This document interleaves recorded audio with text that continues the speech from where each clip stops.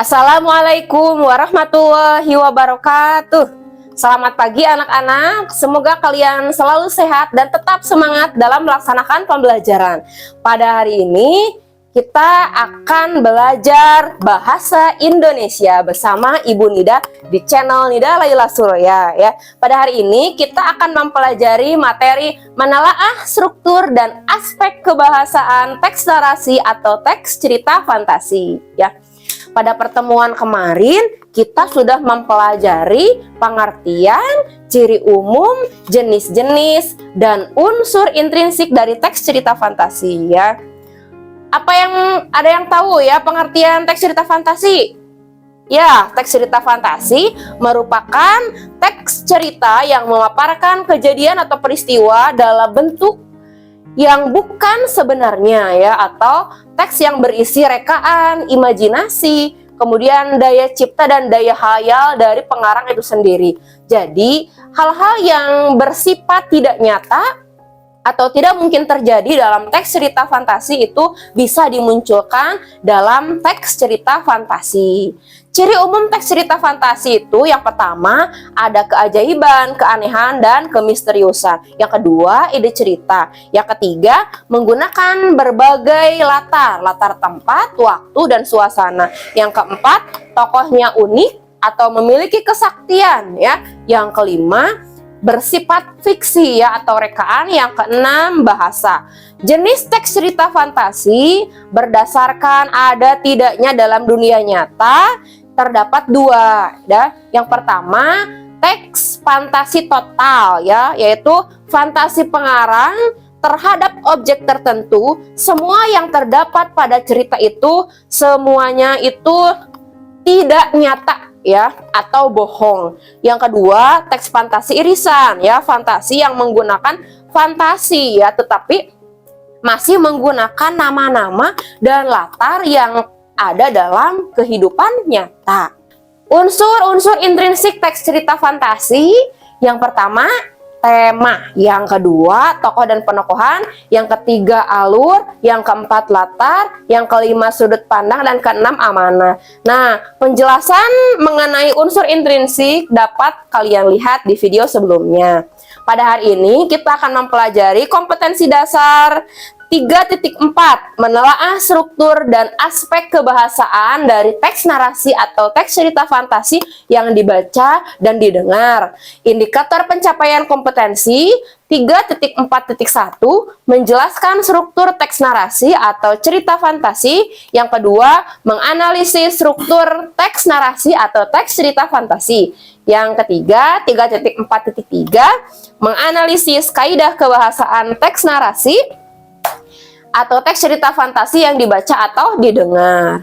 Tujuan pembelajaran hari ini, setelah proses pembelajaran dengan menggunakan model pembelajaran problem based learning dengan bekerja sama, teliti, dan tanggung jawab, peserta didik dapat 1.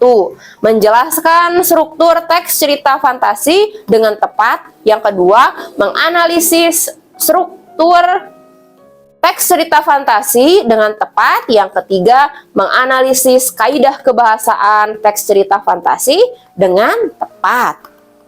Yaitu adalah tujuan pembelajaran hari ini. Struktur teks narasi ya, kalian sudah baca belum di rumah? Yang sudah pasti sudah tahu bahwa struktur teks narasi atau cerita fantasi itu ada 3. Yang pertama, orientasi, yaitu bagian awal, komplikasi, bagian pemunculan masalah, dan resolusi, bagian penyelesaian masalah.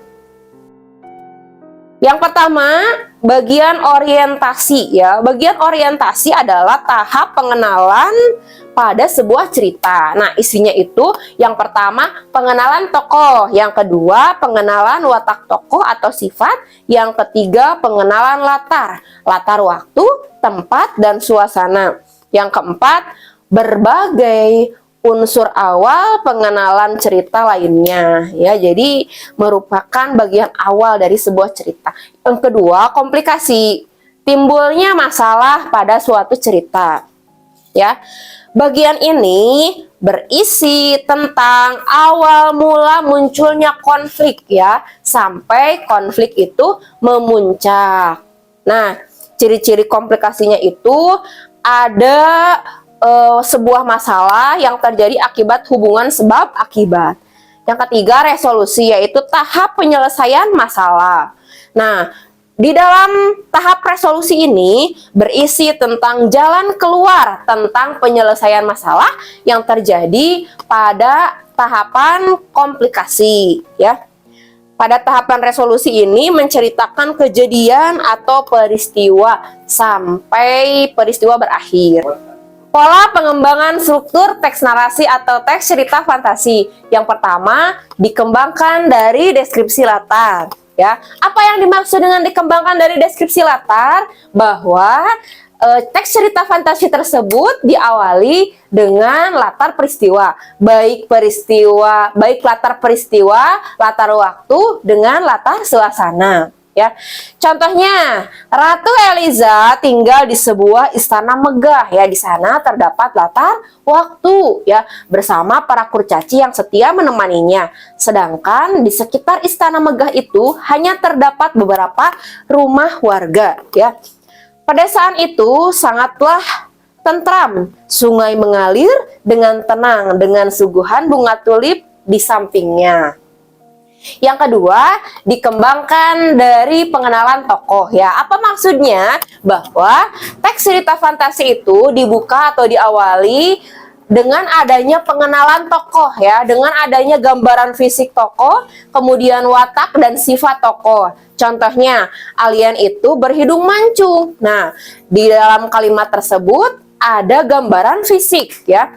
Dengan hidupnya yang menjulang, ia mengendus sekeliling. Sepertinya ia galau serta mencoba mengenali tempatnya yang baru.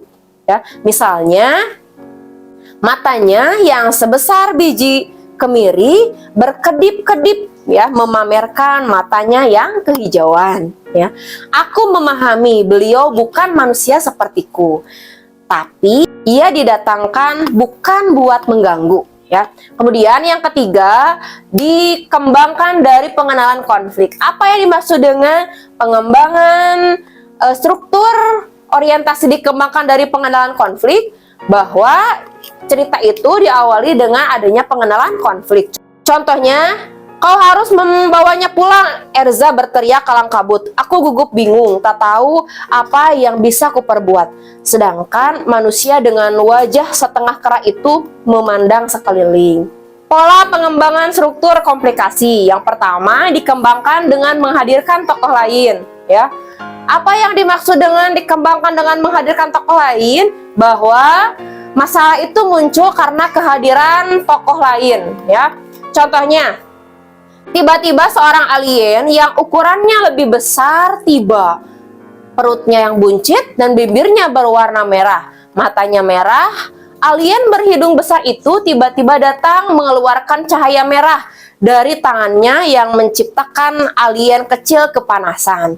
Yang kedua, dikembangkan dengan mengubah latar. Apa yang dimaksud dengan pola pengembangan mengubah latar? Bahwa masalah itu dalam cerita muncul karena berubahnya latar. Contohnya, laut yang tadinya tenang serta berwarna biru muda kehijauan tiba-tiba bergelombang berbuih. Gerakan air itu mengindikasikan sedang ada yang terjadi di dunia samudra. Aku harus memeriksa apa yang terjadi. Aku tidak ingin melihat warga bumi terluka karena pertempuran lautan. Nah, di dalam dikembangkan dengan mengubah latar tersebut ya, ada perubahan latar yang menjadikan suasana itu berubah. Ya. Kemudian yang ketiga, dikembangkan dengan melompati zaman yang berbeda, masa lampau atau masa depan. Ya, contohnya Cakra terbangun karena pagi sekali. Sebelumnya dia tidur agak sore selepas mengikuti lomba pengetahuan sejarah yang diadakan di sekolahnya. Tapi pagi ini dia merasa aneh. Cakrat mendengar suara tembakan. Begitu ia melihat keluar, ternyata banyak tentara Jepang pada jalan menuju ke kamarnya. Cakrat melihatnya bingung. Baru tadi beliau belajar sejarah di sekolahnya. Kini dia menjadi bagian dari sejarah bangsa Indonesia. Jadi di sana ada perubahan ya. Perubahan masa yang tadinya Cakrat itu sedang belajar pelajaran sejarah, kemudian dia itu masuk ya ke dalam masa lampau dan dia sendiri yang berada dalam sejarah itu. Yang ketiga, pola pengembangan resolusi. Ada 3. Yang pertama, dikembangkan dengan lompatan waktu. Maksudnya apa? Bahwa cerita dalam teks cerita fantasi itu tersebut dapat diatasi ya, ada penyelesaiannya itu pada waktu yang sangat panjang atau melintasi waktu yang sangat panjang. Contohnya, 2 tahun kemudian Varta telah sampai di galaksi Andromeda dan bertemu dengan Ozzy. Ia akhirnya menemukan saudaranya di planet yang berbeda. Perjalanan Varta tidak sia-sia, jadi Varta itu mengalami waktu yang lama dan melintasi waktu untuk menemukan saudaranya di planet yang berbeda. Itu resolusi yang pertama. Yang kedua, dikembangkan sebab akibat yang unik ya, bahwa resolusi tersebut atau penyelesaian masalah tersebut mengalami penyelesaian yang bersifat unik ya. Apa yang uniknya? Nah, penyelesaiannya itu yang uniknya ya. Di sana bisa kalian lihat ya. Setelah saya menyebutkan semua perilaku yang baik ya dari diri saya itu langsung ada di depan kamar belajar ya. Akhirnya Doni bisa kembali ke dunia asalnya. Yang ketiga, dikembangkan dengan surprise atau kejutan. Contohnya, wah, Putri Candy menguap ya. Ia akhirnya terbangun dari tidur panjangnya selama 3 tahun ya. Bayangkan saja, Putri Candy sudah tidur selama 3 tahun dan tiba-tiba ia langsung sadar, kemudian menguap dari tidurnya yang panjang selama 3 tahun. Apakah mungkin? Nah, itulah ya teks cerita fantasi ya. Kita dapat menemukan hal-hal yang tidak pernah nyata dalam dunia kita dalam teks cerita fantasi. Menelaah kebahasaan teks cerita fantasi ya. Kita lanjutkan. Kaidah kebahasaan teks narasi ada 6. Yang pertama, penggunaan kata ganti orang seperti aku, saya, kamu, kami, mereka, atau nama orang. Yang kedua, menggunakan pilihan kata dengan makna kias dan makna khusus. Makna kias contohnya buah tangan atau yang artinya oleh-oleh. 3, penggunaan kata atau ungkapan keterkejutan seperti tiba-tiba, tanpa diduga, dan lain-lain. Yang keempat, penggunaan kata pencerah panca indera untuk deskripsi latar. Contohnya, harum bunga di taman istana itu merasuk dalam hatiku. Yang nomor 5, kata sambung penanda urutan waktu. Misalnya setelah 2 tahun, akhirnya, kemudian, dan lain-lain. Yang keenam, yang terakhir, menggunakan kalimat langsung atau dialog dalam cerita ya. Contohnya, sakit sekali ya Dek, ucap Andre pada adiknya yang terlihat kesakitan. Itu adalah 6 unsur atau kaidah kebahasaan dalam teks cerita fantasi ya. Dari pemaparan Ibu, apakah ada yang kurang dipahami? Apakah sudah jelas? Jika ada yang belum jelas, silahkan kalian tanyakan ya.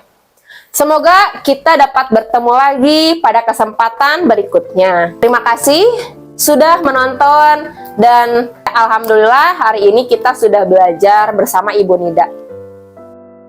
Ibu akhiri, wabillahi taufiq wal hidayah. Wassalamualaikum warahmatullahi wabarakatuh.